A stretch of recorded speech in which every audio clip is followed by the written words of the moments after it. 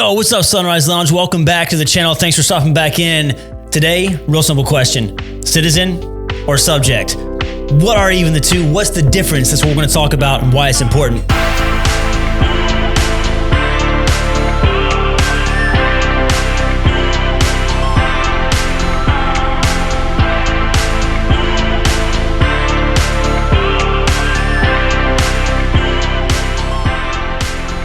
What's up, Sunrise Lounge? We've got a big one today, and we are wrapping up and coming to a close in season 3, The New Pioneers. And this is one of the most important questions, so we saved it best for last, so to speak. But the rest of the content was good, so go back, check it out, rewatch it, share, comment, whatever you got to do to engage. But the last question, the last big question, are you a citizen? Do you have a citizen mentality? Or are you a subject? Do you have that subject mentality? We're going to talk about what the two differences are, what they mean, and why they're important for us today. So let's not waste any more time. Let's get into it. 205 times. What in the Federalist Papers, which are considered widely by every scholar of any time period, the Federalist Papers are considered the absolute core, fully fleshed out, fully argued rationale and reason for the way our American government works. If you haven't, there's 85 of them. There's like 85 of the Federalist Papers. They're somewhere in the high 80s. I haven't read them all yet, but we're working on it. 205 times. That means at least twice per entry in the Federalist Papers, they use the word citizen. They use the word citizen specifically, and it is a completely radical and revolutionary concept at the time. And really today, if you think about it, it's still a pretty rational concept if you approach that citizen mindset the right way. If you approach it in your life and how you operate socially and again, against your government and how you're operating with your civic duties as a citizen and not a subject, it's a big mentality shift. If you don't have it, we're going to talk about what that mentality is so you can adopt it. Stop acting like a subject. Stop acting like a peasant. Stop acting like the federal government owns you. You own them. They work for you. It's the government for the people, by the people, of the people, and you are a citizen. Let's talk about citizenship in history. If you look back across the span of time, especially like the modern era, so you're looking like the first few hundred years BC and where AD switches on the Gregorian calendar or the modern calendar most at least Western nations use, you'll see citizenship in the form of Greek citizenship and Roman citizenship. And there are very few other nations that treat their citizens like citizens or have that citizen mentality. So it was a pretty rare situation. And then when you get into the medieval period and you start moving forward in like the early thousands and hundreds AD and forward into the medieval era, the Middle Ages, a lot of the mentality that most people have is going to be subject mentality, even if they might have been considered citizens of a certain nation. Really, the idea of a nation was not really all that common either in the grand scheme of things. So when you think of being a citizen, when you get to the Enlightenment period, and the United States citizens start declaring things and demanding things as citizens of these United States and not subjects of the Crown of England, it's a massive, revolutionary, earth-shattering, society-shattering shift. Wow, say that. Society-shattering shift. Got it. See, I know. And the first time it was tough. That society-shattering shift to that citizen mentality and what that means, what those rights are that citizens have that the government is supposed to work to protect and enforce, but it's also something that you have to do, and it's a responsibility that you have to live by if you live in that citizen mindset. So let's talk about it. Differences between citizen and subject. Let's get into it. All right, first off, citizen mentality. It's a responsibility mentality. When you think of your position in your culture, in your society, and how you relate specifically to the government, what we're talking in season 3, The New Pioneers, about enlightened solutions for modern day problems. The citizen mentality is the absolute core of everything we've talked about. So if you go back to all the way to our first episode in season 3 and work your way forward to here, the underlying current is responsibility, individual responsibility specifically, and what you're supposed to be doing as a citizen, how you can operate to help keep this society both free and sustainable. Again, the Federalist Papers. So go back to that. It's mentioned 205 times. The word citizen or citizens mentioned 205 times.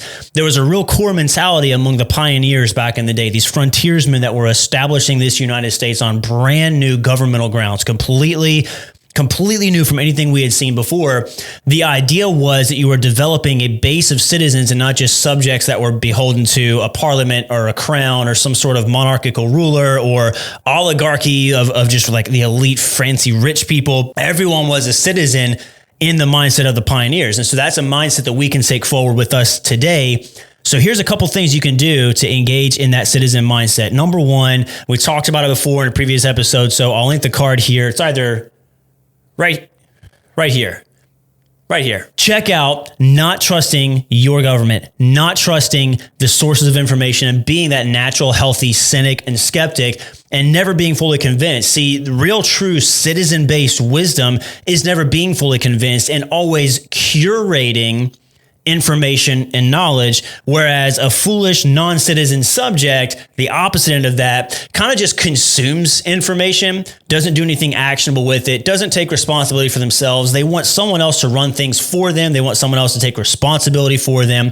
They don't want to have any active hand in helping produce what this nation is, whether that's laws or amendments to laws or any other sort of legislation or any other civic duty. Subjects don't do that. They just get ruled. They're subjects. They just let the other people, the smart people and all the people in government, they'll take care of it. It's cool. Let me just go do my job, make my money, go home, sleep, have my hobbies, and that's it. That's all I want to do. It's really, if you're looking at the citizen versus subject mentality, you can break it down to two different words. Number one, it's either responsibility, or number two, it's laziness. Don't be a lazy subject. Just don't do it. Work hard, mentally, physically, work hard. Go make your money, do your thing, live your life, but let's be responsible. Should we talk about guns? You want to talk about guns now? Yeah. Okay. Yeah. Let's talk about guns. Lots of guns. Okay. A question got raised recently. Why Americans why are they obsessed with firearms? Like the one country in the entire world, the one nation in the world that's just like, it's part of our culture. Firearms, protection, self-defense, whatever, that militaristic mindset. It's like a modern day kind of like it's like a healthy blend between like Rome, Athens, and Sparta and all those three like citizen mindsets. And that's basically United States culture, the way ideally that it's supposed to be set up. So firearms, guns. Why are people obsessed with them? Well, number one, I mean, come on, firearms are cool. They're cool. But that's not the point of what we're talking about today. What we're talking about today is why are the American citizens overall obsessed with firearm ownership and self-defense and all that kind of stuff? It's because we're citizens and not subjects. And so that leads us into this level of being ungovernable. So think about that for a second. A citizen should be difficult to govern, right? Like your federal government should be afraid of you for multiple different reasons. Listen, we've got an incredibly advanced military, right? So like if the military really wants to like stack up and break down your door and take your weapons, I mean, they've got the means to do it. And that's just an unfortunate reality of the modern America we live in. And if you disagree with me about the fact that the United States Army wouldn't be able to, or special forces, whoever, and all the arguments about whether they would like listen to the government or if they would do what they're sworn to do and protect the Constitution and the people and the citizenship, would they really break down your, I mean, who knows? That's a conversation for another time, but put it down in the comments what you think. But in all likelihood, most people would probably end up just like a bloody grease spot on their living room floor if United States military wanted to really come in and commandeer your firearms, right? So there is that level of it. However, if you look at, instead of just one individual, but you look at the whole body of citizenship and the entire nation, the entire core of the population that has that right to self-defense and are extremely well armed on average, then that's when the government starts to take notice and think, okay, like our citizenship is a real legitimate threat as a collective whole. Right? So firearms specifically is just one other specific way that we as citizens can keep our government in check, because we have the power to defend ourselves and enforce ourselves. But another more practical way of the government being afraid of you, it's money. It's just flat out, it's cash flow, right? It's money. It's just money. Right? So let's talk about what that fear looks like and how you can make sure you're doing your part to keep the government on their toes and looking over their shoulder for you. And that's one of the biggest, most core ideas behind being a citizen versus a subject. See, listen, if you're getting ruled by some dude or woman in some monarchical kind of thing that doesn't have any checks and balances, they're not scared of subjects. I mean, subjects, they're sheep, right? Oh, I hate to use these cliche, like super right side conservative terms, but I mean, that's really kind of how they see you. It's just you're basically a mass congregation of willful cattle. Yes, is that the right word? I don't know. But let's see, come up with a better word. Tell me down in the comments, what's a better word for just like a mass of subjects other than sheep or subjects or any other S word? How can the government really stay afraid of you other than just like the threat of physical violence with firearms, which is a right of every citizen to have? And that's a big mentality for why we own firearms, is because we're citizens. We defend ourselves and we have the right to do that. But the real fear that the government has of you should be their power and their ability to retain that power, and then their money and how they're being paid, their livelihood, right? These career politicians, which honestly our system was never built to have career politicians, but you know, it's just the way things are going right now. So what can we do? First of all, getting out and voting. Now, that's one of the biggest things that's kind of a point of contention. And I would love to hear some conversation down in the comments actually about whether you think your individual vote matters. Me, the captain, I think it does. And I've heard plenty of people say it even under their breath. They're like, well, why would I vote when, you know, my individual vote literally isn't going to count because of X, Y, Z different reasons? Because, you know, this Kentucky where I live is going to be a red state no matter how I vote anyway. Or maybe you live in a super blue state like California or potentially Pennsylvania, like historically, or whatever, New York, Vermont. It's going to be a blue state whether you vote red or blue or not. That's not true. What if this is like an extreme scenario. What if every single citizen decided that their vote didn't count, so they weren't going to vote? Then you might have that select few who are actually politically and civically active who are then determining who gets in office and who stays in office. So your vote individually does count. That's not what we're talking about specifically today. What I want to address today is not just voting in the super sexy elections like every 4 years for president, because the president is a figurehead and they have a lot to say, but they're not nearly the locus of power that we think it is. The whole government, especially bureaucracy and like the 3-letter organizations, FBI, CIA, ATF, DEA, like you name it, right? Because there's this big bureaucracy, it's important for you to vote in all the non-sexy, non-national media, non-sort of like cult of personality and fashion show votes that happen every 4 years for president. It's important to get out on those random Tuesdays in April or May or November or whenever those elections are, when you're voting for your local politicians or local measures. Like we have a thing on the ballot right now between getting vouchers for public schools and private schools, or just keeping all the money from public funding in public schools. That's on our ballot this November, talking about state senators and representatives, federal senators and representatives. They're the ones that really carry most of that litigious and legal and authoritative power in the United States. So being a citizen is holding those people accountable for what they're doing and taking their job away from them by voting them out and voting for someone else if they're not doing a satisfactory job for what you believe is best for your community. That's actually the number one most effective way to drive fear and be a citizen with the United States government and local governments and state governments being beholden to the people, is actually by voting. It's more important than you think it is, especially in the ones where no one's paying attention on those random Tuesdays in April or May when the big elections are actually happening, and not just like the fancy kind of sideshow, big Hollywood production thing that is president every 4 years. All right, now let's talk about term limits. Let's talk about term limits when it comes to the government, because a lot of people are arguing that like, this representative has been in power for like way too long, or this senator has been in power for like way too long, and they're not doing anything good for the citizenship. They're actually being like a major detriment to the citizenship, to what, there's all those arguments. Term limits, put term limits in there. Well, here's the issue with term limits, Sunrise Lounge. So think about this just from like that citizenship mentality perspective. A subject doesn't care about how long someone serves, right? A subject, I mean, even if they do, can they do anything about it?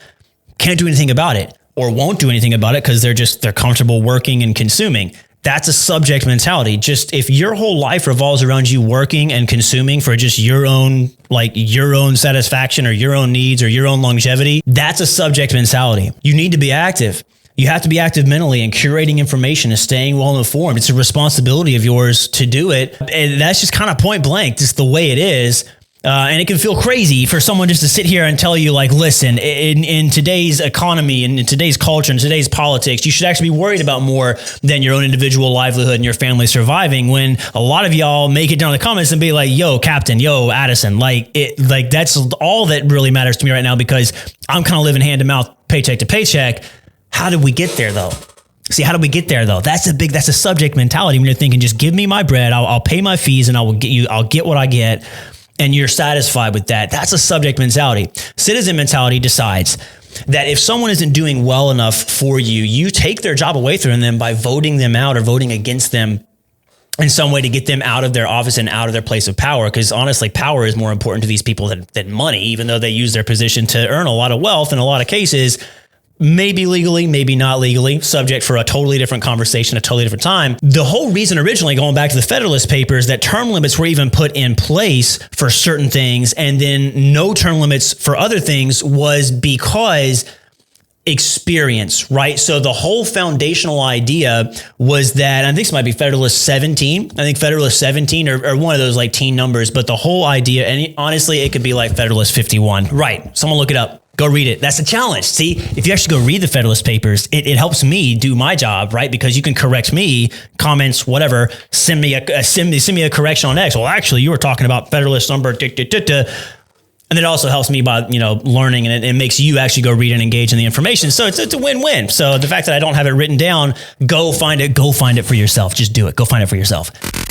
We're good. We're back on subject. Okay. Politicians in the space that need to learn how things work and learn what's best for their constituents and what's best for people and how the system operates and what they can do to be effective and positive for their constituents takes time and it takes experience. And so there were certain things like Senate or representatives that didn't necessarily have serving term limits, because if someone was doing good and in a position where they were learning the system and actually using that knowledge to be effective for their constituents in a positive way and reinforcing citizens' rights and helping the United States grow progressively in the right direction, you wanted to be able to keep those people in place as long as possible, because if someone was stepping into their House of Representatives every 2 years, then you're having to start from scratch with that politician, in theory. So the idea of not having term limits was to make sure that the good people that were in there doing the good work could stay in there as long as possible, as long as citizens actually kept voting them in. And the safeguard is, if you get someone in power who's an absolute clown show or who is just there for like an absolute power grab and they're a degenerate,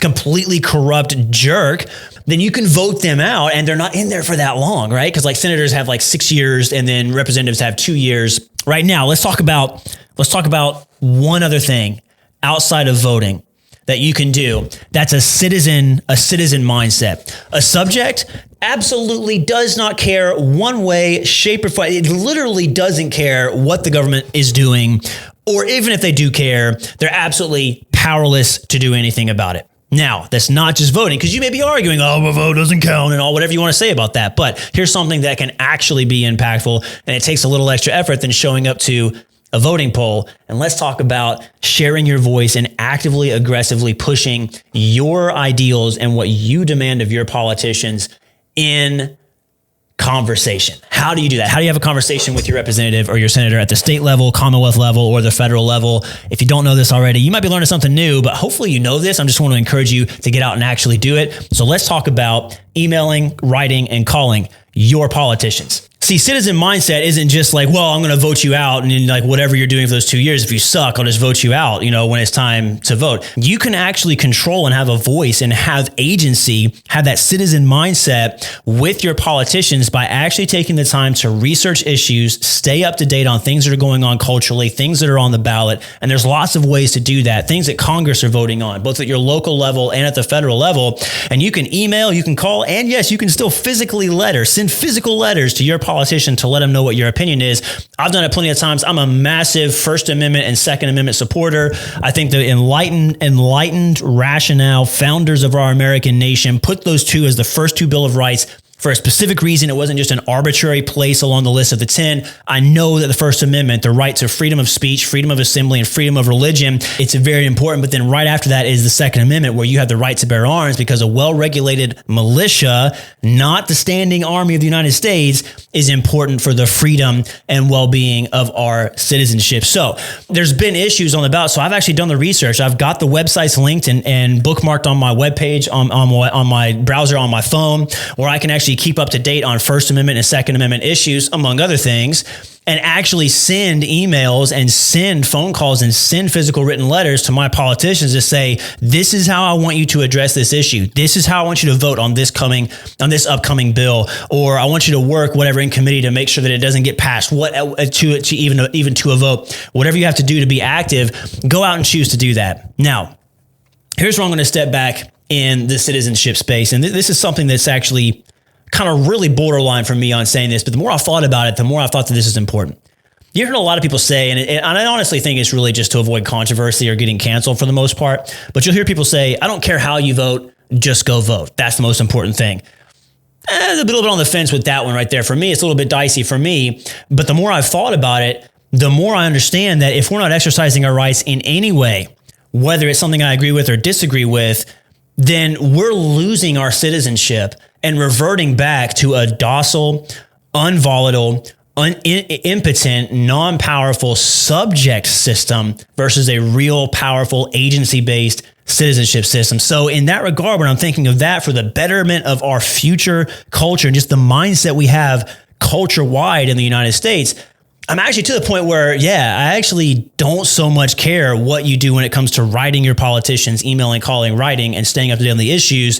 Because if you're engaging and making those politicians think and do their job instead of just collect a paycheck and kind of phone it in and mail it in, then I support that. Now, if you're voting for people that I disagree with, that I think are detrimental to the United States and to our betterment as a culture and as a citizenship and as a nation, then I'm going to have beef with you for voting a certain way. But I do respect the fact. I may not like it. I may not agree with how you vote, but I do respect the fact that you did vote and you are active. And I also respect the fact that, and I will always uphold the fact that you have the right to do that, even if I fully disagree with you. And that is also citizen mentality. You start taking your system of thinking into subject mentality when you start thinking everyone has to vote a certain way, everyone has to believe a certain way, everyone has to operate this one certain way and have this life philosophy. There may be things that you totally disagree with, even on like a violent level, like I do, things that make me super, super angry when people support them, right? But I do understand that it's good for our culture if we live in a system that is run by a citizen mentality where people are actually actively engaging in the operation and running of their government instead of just being like a subject and saying, whatever, I voted you in and you just go do your thing and I'll keep my eyes closed and bury my head in the sand and economy sucks one day and it doesn't suck the other day and all these social issues are happening, all these political issues are happening, but whatever, I'll just go out and vote, when I'm not going to do anything in between then. That's subject mentality. Don't be a subject. Be a citizen mentality. Oh, by the way, like and subscribe, but be careful when you subscribe. Think about it. Don't just slap the like and subscribe button. Make sure that you're engaging with the content and really dive in and figure out is this for you? It's not for everybody. Sunrise Lounge is not for everybody. So only subscribe and put the bell notification icon on when you want to get updated for new content in real time, if you think it's for you. So think critically about it. I'm not just going to beg, but if you want to help the channel grow and want to support the Sunrise Lounge, commenting and sharing, even above and beyond liking, is going to be absolutely the best way for the algorithm on YouTube to say, oh, this content has real value, because people are taking that extra step to actually type up a comment and taking that even extra step to actually click on a link to share it out to their social platforms. That drives the algorithm and gets more of our videos spaced out to other people on their For You page, on their front page, on their suggested next videos page. So that's actually the best way to help the Sunrise Lounge grow. So all of my actual faithful Sunrise Loungers, my returning Sunrise Loungers, and anyone that joins in new,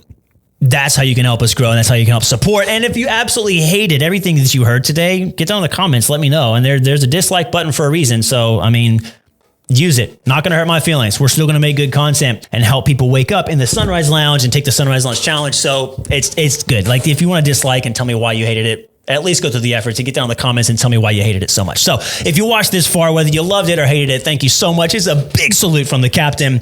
I appreciate every single one of you that tuned in today. Go back and check some of our old videos out. Run through the entire season of season 3, The New Pioneers. I think it's transformative. It's extremely eye-opening and life-changing and mentality-changing content. So go engage with it, watch it, share it, and be on the lookout. We've got some new perspectives content coming out, some more live reaction and digital reaction like we did with Twitter on our last video, X. We'll be doing more content like that. And coming very, very soon, we're shifting gears from politics and ethics and civics to ethics in Christianity. Season 4, The House of Wolves.